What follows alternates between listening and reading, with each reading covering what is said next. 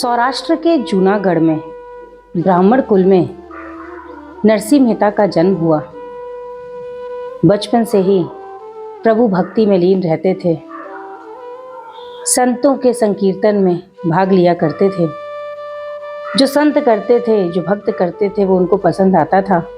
बहुत आनंद से संकीर्तन करते थे, प्रभु की सेवा करते थे। एक बार इससे खींचकर उनकी भाभी ने कहा, अगर इतने ही बड़े भक्त बनते हो तो जाकर उनसे एक बार मिल क्यों नहीं आते। बस क्या था, नरसिंह जी ने ठान ली, और एक भक्त का संकल्प भगवान कैसे नहीं पूरा करेगा। नरसिंह जी गए, एक शिव मंदिर में जाके बैठ गए। खाना पीना सब छोड़ दिया। बोले, जब तक मुझे अब प्रभु के पास नहीं ले चलेंगे तब तक कुछ नहीं खाऊंगा, एक निवाला भी नहीं तोड़ूंगा। भोलेनाथ एक लोटा जल से रीझ जाते हैं, प्रकट हुए, नरसिंह जी को सीधे गोलोक ले गए। वहां पर रासलीला दिखाई। नरसिंह जी ने पूछा, प्रभु आप मुझे रासलीला दिखाने क्यों लाए।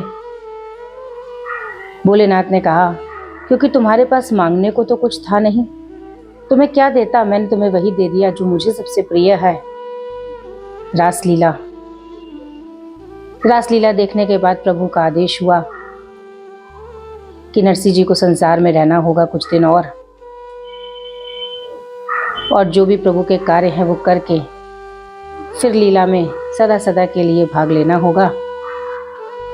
नरसिंह जी धरती पर आए, ब्याह किया, एक पुत्र और एक पुत्री हुई।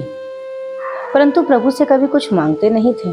परिवार था, बच्चे थे, परंतु कभी कुछ मांगते नहीं थे। कहते थे, मेरा सावल शाह, मेरा श्याम श्याम सुंदर सब कर देगा।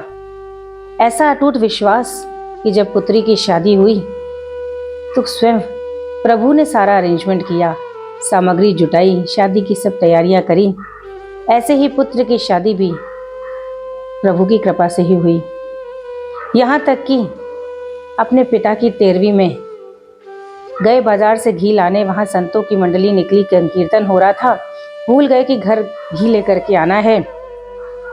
प्रभु नरसिंह का रूप धारण करके आए और 13वीं के कार्यक्रम को पूरा किया।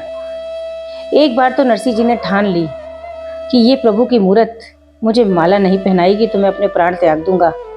और प्रभु की मूरत को, विग्रह को नरसिंह जी को माला पहनानी हुई। देखिए एक भक्त का प्रेम। प्रभु विग्रह से प्रकट होकर के नरसिंह जी को माला पहनाते हैं। जब कभी कोई कुछ मांगता नहीं है प्रभु से तो प्रभु अपने आप को ही दे देते हैं।